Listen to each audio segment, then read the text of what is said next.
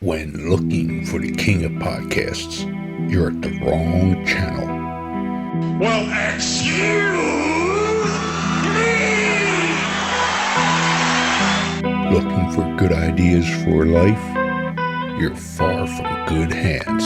Hey, bud, what's your problem? If you think the listener is always right, you're far from the right place. Out of order! Even in the future, nothing works! Hosted by a Northeasterner by birth, but a rebel by choice. Are you threatening me? If you want a host that floats between love and madness, and we know the night is always gonna be here anyway. Thinking of you's working up my appetite. Looking forward to a little afternoon delight. then play on and listen to Crazy Train Radio. All right, guys, listen to this blues riff and B. Watch me for the changes and try and keep up, okay?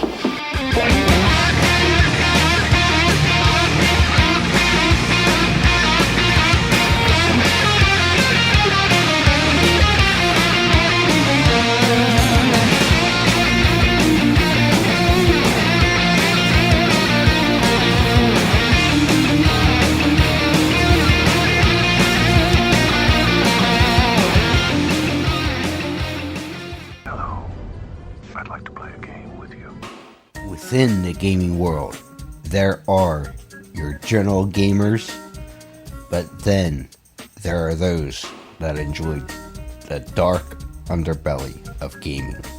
If you're one of those that enjoy the dark underbelly of gaming, we certainly got the place to send you.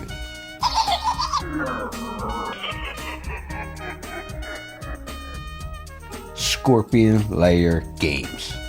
That's right, Scorpion Lair Games is the creators of the true crime hit Killers, the card game.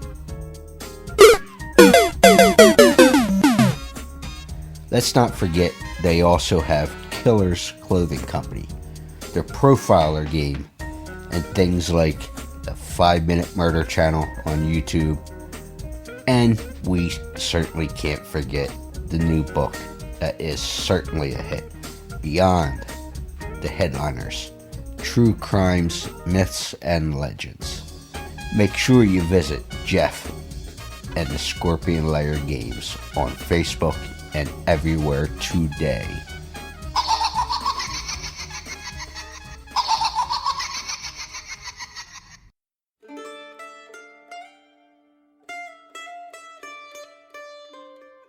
This is Jamie Holmes, author of The Free and the Dead, the untold story of the Black Seminole Chief, the indigenous rebel, and America's forgotten war, and you are listening to Crazy Train Radio.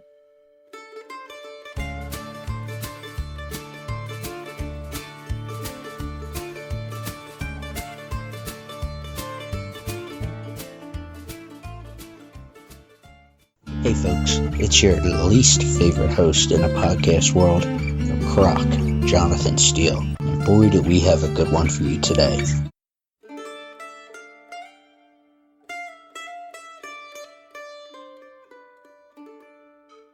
Ladies and gentlemen, boys and girls, children of all ages, this next guest has a book that is a page-turning book that reveals the true story of America's disasters. 1835 attack on the Seminoles in the pre-statehood Florida, and the two men in particular in this story, a Black American and a renowned indigenous warrior who fight back for their homes and freedom. The book is called The Free and the Dead and is available to purchase now for the public as of February 3rd. Let's welcome the author, Jamie Holmes. Hello. Quiet, numbskulls, I'm broadcasting. So, as we said, the new book, The Free and the Dead. Jamie Holmes, how are you? I'm doing great. Thanks for having me. And what's the response been from people who have seen this book? Because I'm a history nerd at heart. So it was fun for me to dive deep into this particular subject. Yeah, well, we're gonna see. The book is out on February 3rd. I've had some advanced readers, all very positive. We're gonna see. The evidence base is a very difficult evidence base, and to a degree, the story is contested, which is why I have 45,000 words of endnotes in the book. So we'll see how it goes. Well, I should mention, to give a brief synopsis, that we're talking the time period between, say, 1817 and 1858, which there was a series of conflicts that became known as the Seminole Wars that took place in the tribe of Florida, I guess we could say, because that wasn't a state yet, and all that interesting stuff. And most people, when we're talking this kind of topic of the era, most people refer to Andrew Jackson and the Trail of Tears, as the main topic. But even still, it's not fully talked about, I don't think. So what made you want to dive deep into this time period and tell this particular story? Yeah, so the book focuses, you're right on the time frame. It focuses mostly on what's called the Second Seminole War, 1835 to 1842. So Andrew Jackson signs the Indian Removal Act in 1830, and the government is forcing out indigenous tribes to the west of the Mississippi River. At that time, aside from maybe parts of Minnesota, the only two places that are not a state yet is Michigan and Florida. So it's still the territory of Florida until 1845. And it's about that story. It's about the Black Seminoles. It's about the Seminoles. It's about the various tribes in Florida, which are not just the Seminoles, but that's the main tribe, and their resistance to the federal attempt to forcibly evict them from their homes. I came to it as a storyteller. My second book is about World War II. This genre is historical narrative nonfiction. I did a lot of archive work for that story, deep diving in archives for months. I did the same thing for this story. And I thought it was an incredible story that you have an alliance between Seminole, Afro-descendant people, Seminole tribes fighting together, negotiating. And, there's a group of tribes and some Mikazukis, some Seminoles who stay in Florida, who outwin and outlast and outwit government, who are not ever removed. And even the Black Seminoles don't really lose. They leave. It's not, but it's not. They maintain their freedoms. So I thought, well, that's a really interesting story. I opened the book with this folktale, which is recorded by Zora Neale Hurston, the American writer and figure in the Harlem Renaissance, about a character named Uncle Monday. And she's told this folktale in the 1930s, and she records it. And the story of Uncle Monday is really the story of the Black Seminoles. And in summary, quickly, it says, there was a great African medicine man of the Crocodile Clan who was stolen from his home and forced to America, who then escaped from Georgia or South Carolina down into the Indian Territory, which is now Florida. He and others settled among the Seminoles. This was the 1830s, the time of that haughty Osceola. That's a quote. And they fight. And the African and the African Americans and the Native Americans fight together. In the story, Uncle Monday transforms into an alligator, and the Seminoles had an alligator clan. So this is someone from, and by the way, Northern Zambia has a crocodile clan today. That may be too far east for the transatlantic slave trade. But you could see the story that she's telling, or that's contained in that folktale, which is a medicine man from the crocodile clan, is taken, escapes, settles with the Seminoles, transforms into an alligator, Seminoles have an alligator clan. So this is like a story of what's called Black Seminole ethnogenesis, ethno meaning ethnic, genesis as birth, this transformative act of creating a new culture, which is drawing in, the threads from the African traditions that are being lost, preserving those, mixing them with indigenous cultures, and really inventing something, and that as a way of survival. And in that folktale, that's told as a magical act.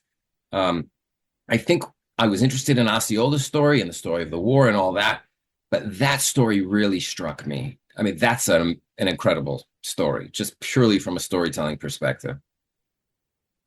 Well, there is a lot, and I don't know about you, but when I dive into especially stuff historical that I'm not familiar with, and I realize I got to do this again because of family members going into school now, younger family members, and asking me questions because I'm the history guy in the family. So, I find myself having to freshen up and look at different things. Yeah. But with this particular topic, and like there's a lot to divulge, like you said, the Andrew Jackson signing of that bill, and just Yep. I mentioned the Trail of Tears. There's there's just so many different elements. It feels like there's rabbit holes that you can, you start going this direction, but then you got 3 more you should look into. Then when you go to those 3, there's 5 more, and it just leads to so many different things. So what was the most interesting thing for you when you started doing a deep dive to start putting the book together? Yeah. So you're completely right. There's sort of background in every direction. It's kind of endless background in 8 different directions: the history of Florida, the history of the Seminoles, the history of the Creek Muskogee people, where the Army is at that time, where America is at that time. I tried to focus on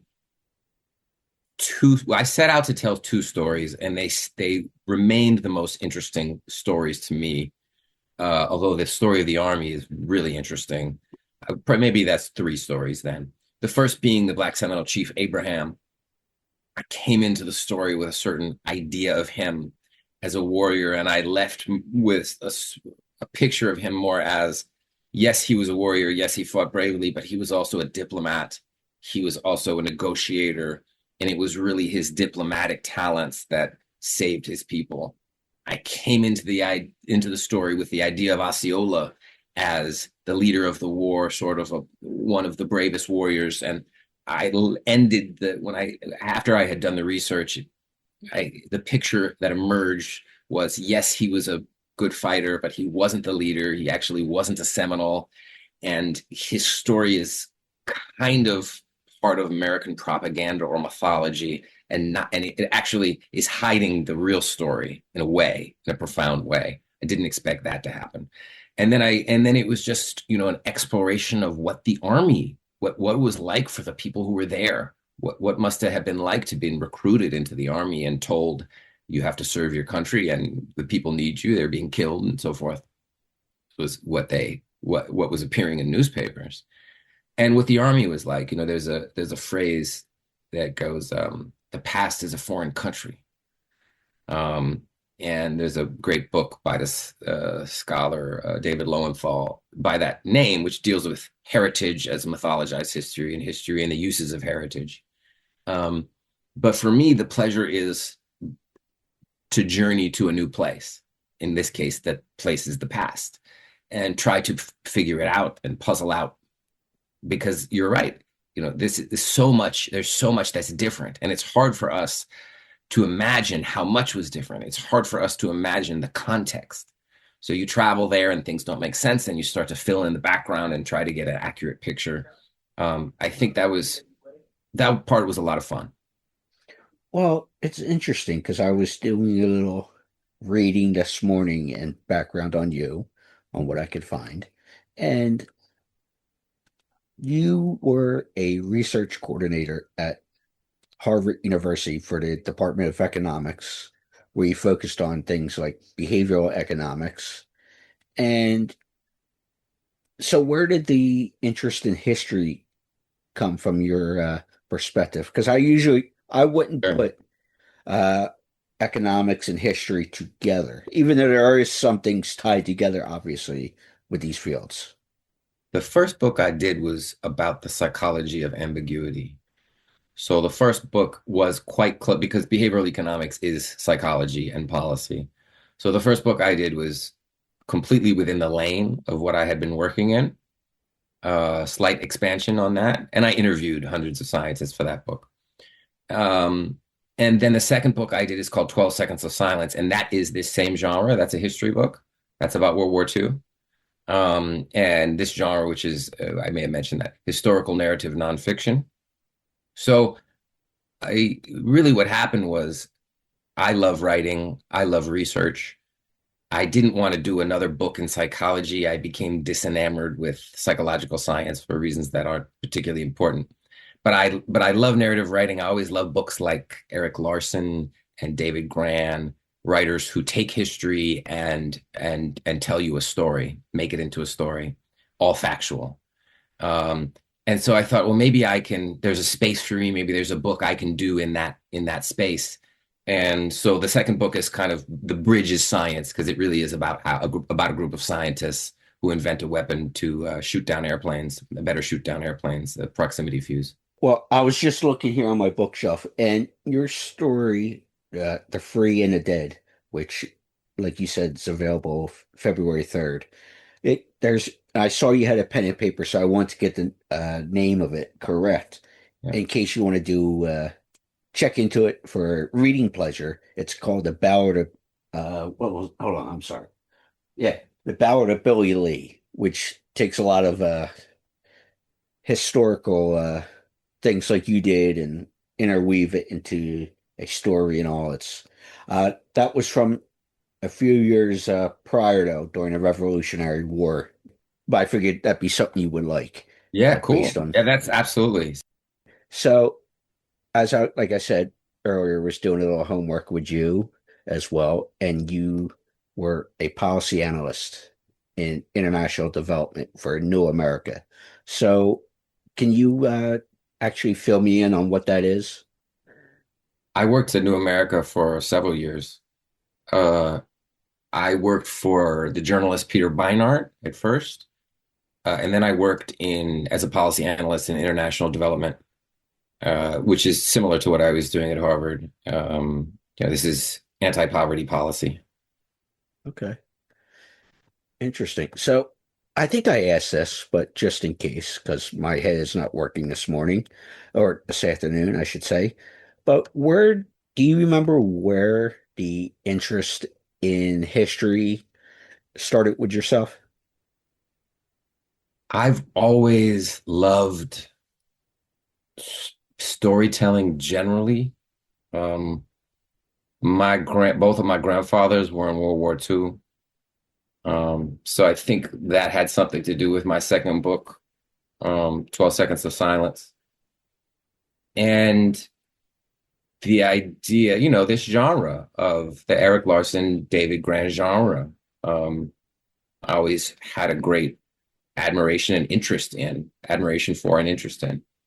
Well, back to The Free and the Dead. Like I said, this will be out officially on February 3rd, as we mentioned at the top of this. Just one more thing, Jonathan. Sorry. Go ahead. Interest in history, it's sort of like asking, what is your interest in humanity? Like this is the human story.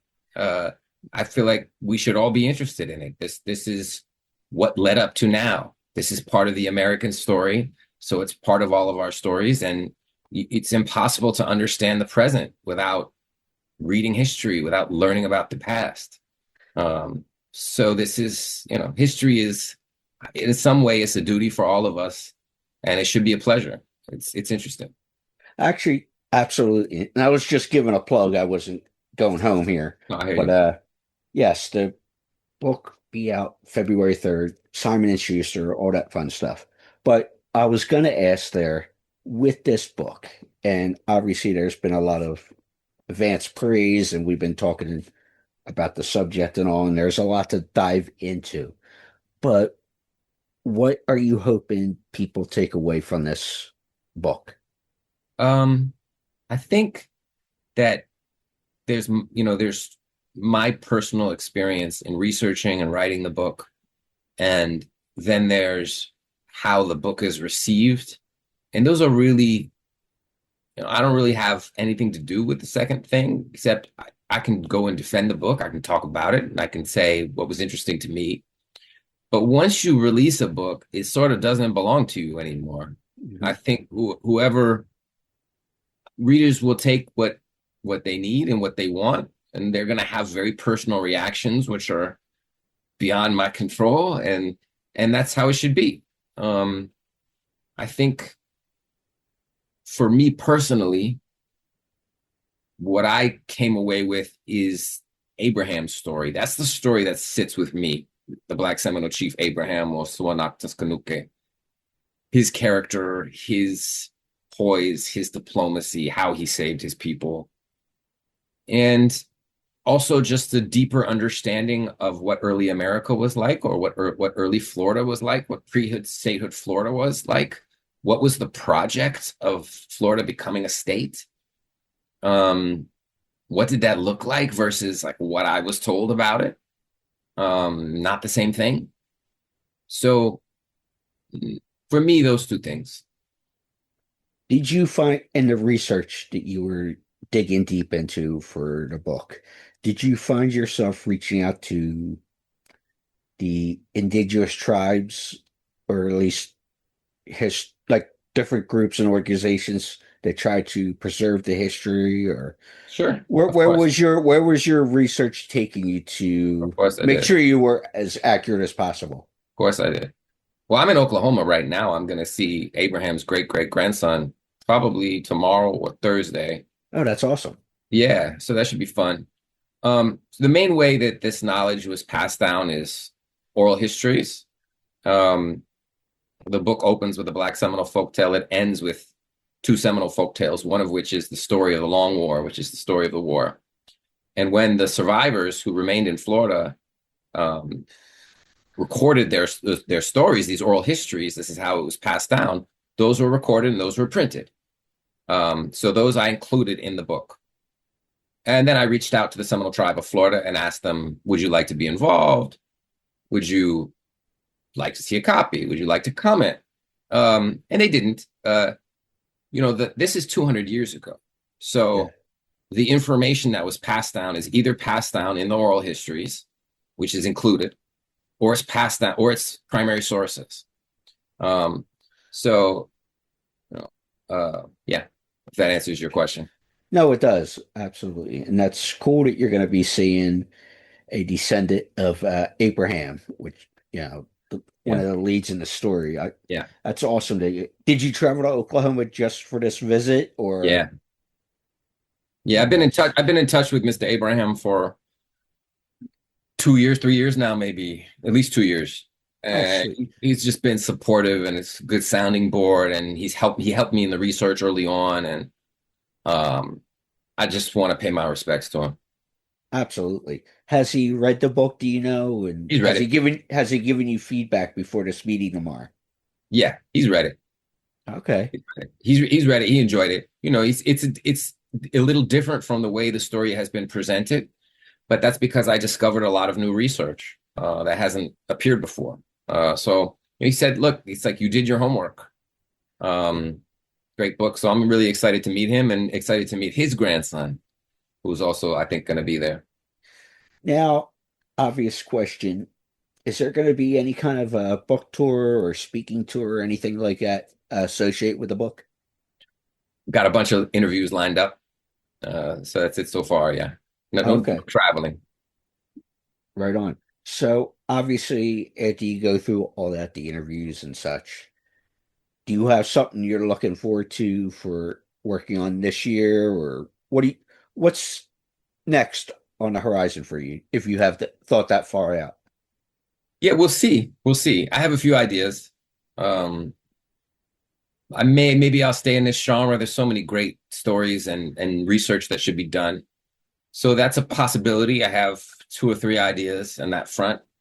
And I had an idea to maybe do a kind of a larger history, sort of a Bill Bryson, a short history of nearly everything, that kind of a book, which is like a big picture of Homo sapiens, the history of Homo sapiens. I think that could be a lot of fun. For me, the fun is what's a new place I get to explore. So, or a new era. So I like to, it's, like I said, it's sort of like traveling to a foreign country. I want to go somewhere fun. I'd like to explore a new evidence base that I haven't seen before, a new archival base. Of course, it's not archival. You go back 300,000 years ago, it's like a tooth. But I think that might be fun. So we'll see. So, like I said, order The Free and the Dead now. The author is Jamie Holmes. Is the best spot to send them to do more homework on you or to reach out, jamieholmesbooks.com? That's it. Right on. Jamie, thank you so much for the time and best of luck with this great read. Thanks for the time, Jonathan. I appreciate it.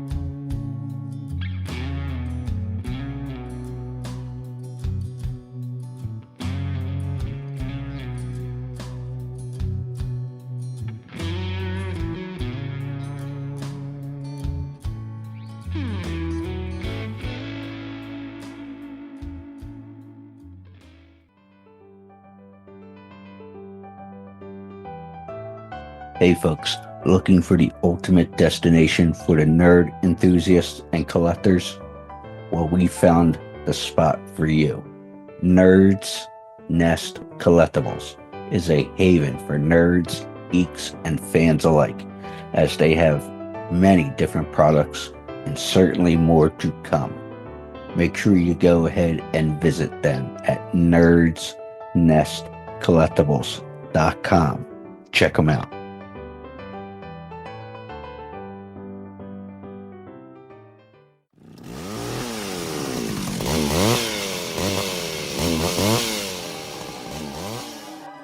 This is Dan Yeager, Leatherface from Texas Chainsaw 3D. You're listening to Crazy Train Radio.